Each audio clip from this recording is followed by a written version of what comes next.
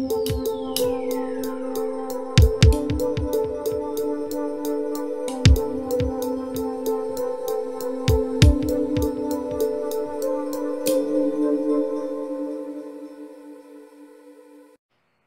this is John, and this is episode 3 of The Fall Informer. And this is Glenn from Fall Ritual. And today we have a special guest, Kelley Michael from Reaper's Revenge. Hey, everybody. I'm Kelley from Reaper's Revenge. Thank you for joining us. Yeah, absolutely. I've been watching this youngster grow up for the last few years in the haunt industry. It's been fun to watch. Thank you. Awesome. Yeah, John's a cool guy. I like his reviews. Thank you. All right, Glenn, you can ask the first question. All right. So Kelley, for those watching and might not know what a creative director does, what is your job as the creative director at Reaper's Revenge? Well, that's more of an umbrella term. I am sort of a production manager, a creative director. It's kind of all over the place. I gave myself that title because it is an umbrella term for everything I do. I'm an actor trainer. I do quite a few things to make Reaper's Revenge happen for the season, but I'm just one cog in the giant wheel of Reaper's Revenge. When it comes down to it, each year or every other year, I kind of get a chunk of land to work with. And me and our team, we put together some great scenes for people to come and see what we do. Cool. Nice. So, I mean, other than that, I would say like picking is a huge part of my job. Awesome things for cheap that I would like build a scene around, or, you know, when we go to the trade show, buying props to build scenes around, that's kind of our gig. We don't go spending a ton of money on a prop and then just, you know, plop it into any of our attractions. It's kind of, when we're looking at it, we're like, how can we make this super beneficial to the show by buying a prop and making it better than it should be? Okay, that sounds awesome. That sounds like sounds pretty stressful, but you know, at the same time, it's got to be really awesome to do something like that. Have a vision, you know, to see something and have a vision of how this is going to work. Yep. Type thing. It's been a heck of a ride. I'll say that. All right. So I'll ask a question now. So I saw you did 2 videos last year with your new green screen. Are you working on any new projects for 2021 with the green screen? Well, I will say this. It's a little insider information. The green screen is in the back portion of Delirium. Currently, for the winter, we have everything stored in there. So we are working on getting, you know, through the winter and into spring so we can get back into the facility. And oh, absolutely, we are definitely doing some more awesome things with the green screen. But for right now, we're just waiting for winter to be completely over so we can get up there and start for the season. Cool. Definitely something I want to ask you is, how much fun was it to create Alice in Wonderland, the Haunted Hayride? We were wanting to do it for a super long time. We've all pitched it once or twice through the history of Reaper's Revenge. It just took the right person to pitch it. And I want to say, I've said this before, I want to say when we did Legendary Haunt Tour, the owner, Paul, got to see Randy Bates' Hayride. And I want to say that the fact that the dinosaurs on Randy Bates' Hayride kind of like opened his eyes to, well, it can be whatever it wants to be. So he was always like, we scare people, and if we can't scare them, we entertain them. That's always been an ethos of ours. And I'm sure a lot of other haunts, but a hayride, it's a little harder to scare people. So why not like give them the moment of, you know, something grand and beautiful. Again, we wanted to do it for a super long time, and I had it in my head of how it could be executed for a super long time. It was a lot of fun. My wife, Jen, learned to use a jigsaw and did a lot of that woodwork, any of the mushroom cutouts and stuff like that. It was, you know, the process was not as, you know, terribly hard as some other scenes we've done, like Pumpkin Hill. Pumpkin Hill was like, what does a pumpkin monster look like? Whereas Alice was kind of, we had it at least in our heads and at least on paper hard enough that we could go in and be like, this is the way it's going to work. But yeah, a lot of fun. Cool. Super happy we got to do it. I thought it was great. I really liked it when I saw it. And I could definitely see a giant change when I came back years later after it changed and you added like foam and things to it. A couple tricks up our sleeve for Alice that aren't done yet. So that have been in the notes for a couple years. Looking forward to that. So how long have you been in the haunt industry and what is your favorite aspect of it? Because I know this is a very grueling industry, you know, it's physically grueling, mentally, I'm sure. So what's your favorite, how long have you been in it? And what is your favorite aspect of it? Well, I've been with Reaper's Revenge before it had a name. For me and Jen and I have both been there since day one, since it was kind of an idea. So that's 13 years there. And when I was younger, I actually did some scare acting in like a 50-cent haunted house at a pumpkin patch, kind of like Roba's if you're not from the area. Bath, Pennsylvania has Cyples Farms, which is very much like a Roba's experience with, you know, pick your own pumpkin. But they had a hay barn that they transferred into a haunted house for their open season in the fall. And that's kind of where I'll always say that's where my chops came from as far as acting goes, because, you know, for weekends for a few years, that's where you'd find me, you know, in there.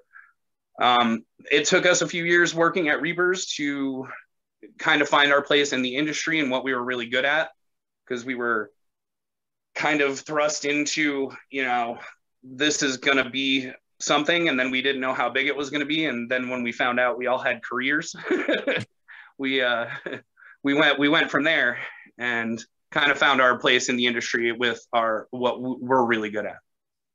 So my favorite part is scaring people, because without that, it wouldn't be any fun. Yeah.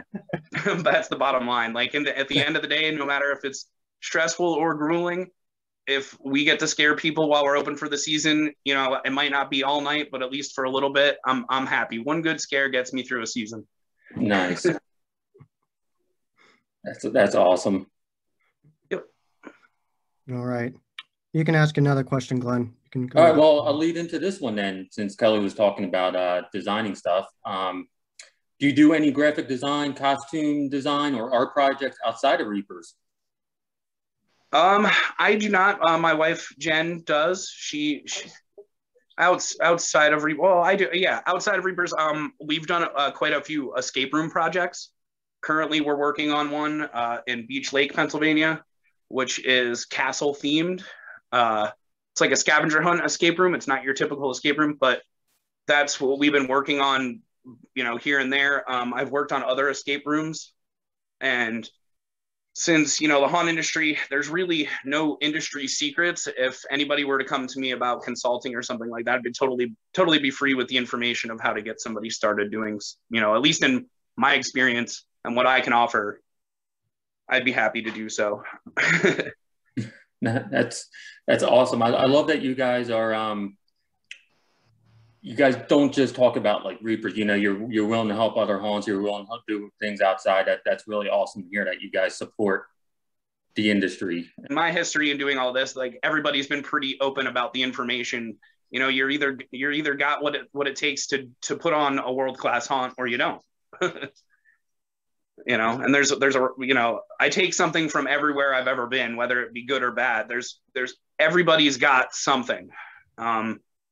Whether it's good or bad, you know, I still take something from it for me. I'll, you know, be like, we could do that differently or better in the same aspect of what they're doing. So. Cool. Okay. Then I'll lead into this. This might be my last question, but I'll lead into this one. Since you are a fan of haunts and, you know, the whole haunt industry, what are your top 3 haunts across the country that you would love to go check out? Ones that I've been to, I will say, Halls of Horror in Palmerton. Yes, I love Halls of Horror. Their show's awesome for their location, what they got going on. Mm-hmm. Scare House Basement and their upstairs haunt, both beautiful. I'm not sure about the new location, but I know when we were out in Pittsburgh previously, the basement was a great experience. And Statesville, haunts I haven't seen. I would love to see Haunted Hoochie. I would love to see Netherworld. And a third one. Raven's Grin. Oh, Raven's Grin. Yeah. Would probably be the three that I haven't seen that I would like to. Dent Schoolhouse. It's like, all these people are open. All these people are open when we're open. Right. Which has got to be hard for you guys to go check out other haunts to see what they're doing and everything when, you know, you're working crazy during the season. Honorable mention to 13th Hour and Brighton Asylum. Both put on a great show right next door in Jersey. I had a great time when I went to Brighton years ago. I went to their Sans Soleil event. It was great. Yeah, he's put a lot into it in the last couple of years too. It's a neat walk down a creepy alley. Yes, definitely. When you're brainstorming for ideas for the new plans for every year, how long do you think that process takes? Because I know it's very long. It takes like from January to the summer, but how exactly long do you think that would take? Up until we're building it, generally, the ideas are usually set in stone a good amount before we open. Sometimes they're not. Sometimes the best builds happen while we're doing them. It's different for each scene and each space. Like Sector, we did more design team meetings with than anything else, and I think that shows. Like, we knew what we were going to do from start to finish with that, you know, and even still, like, it progresses for each year. The new stuff we're doing this year, we've been talking about for 3 months now. So, I will say this winter, we've talked more about design stuff than we have in previous years. We know the hayride needs facelift, and we're going to give it to it. I went on the Lost Carnival last year, and I definitely noticed big changes to it with the new props from Art the Zombies. When was the first time you saw those products? Do you see at the Transworld Haunt Show, or how do you find them?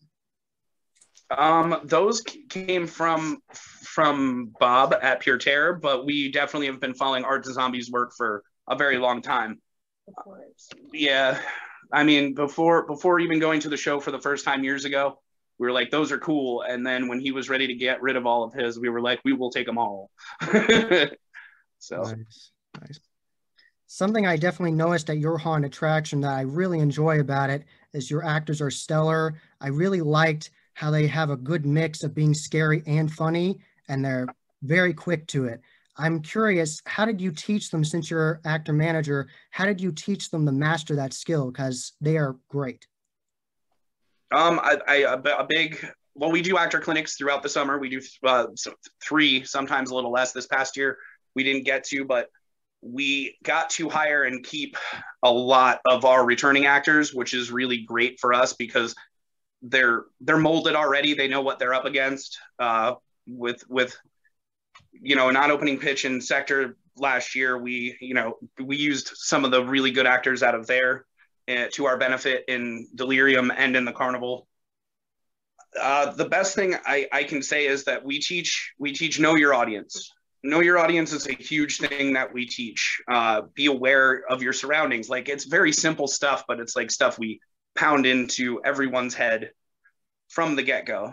We're out there working with people all night. I'm out there as much as humanly possible in costume every night. I think that's a real good way to teach your actors. Like, if they can do it, I can do it too. I should be able to do it too. I'm not just going to sit where it's warm. I'm going to go out there and person by person basis. Getting to know your actors really well is a good way to do this. If you know their weaks and their strengths, you can play on that. Like, you can go out there and work with them and be like, this would be the way to do it. And we try to do that on a actor to actor basis every night. Even if a new kid comes in, you work with them a little bit more than, your returning actor. So it's a process, but I think we are super dedicated to making a better actor at Reaper's Revenge. I think that is a huge part of our show, and we stress it very much. Cool. What is your favorite part of the Reaper's Revenge soundtrack? My favorite part, well, the Checkered Tunnel. I mean, I change the Checkered Tunnel every year. It's just nice to have some bassy electronic music at the bottom of our attraction.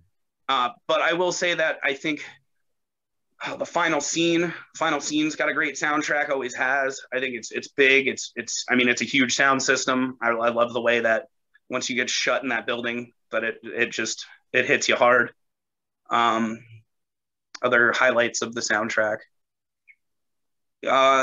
Pitch Black. Pitch Black is deafening and almost overwhelming to, even like seasoned haunters have said it, and we understand that, but that's part of the gig. And I mean, if we're robbing you of your senses, we're going to overload you in the other ones. That's what we do in there. So, do you have any other questions, Glenn? I do. I guess it would be the last question. When did you guys come up with the idea for Haunt Life Tonight? And where can people find latest episodes of it? On our YouTube page, and please subscribe. It's Haunt Life Tonight. If you look up with Todd and Kelley, Reaper's Revenge YouTube page, and our Facebook page is where all the episodes would be. We came up with the idea as soon as the pandemic hit. I would always love to be like a late night talk show host. That was the thing. And I was never really great on camera. So, and I'm still not, obviously. It's a lot harder than it looks.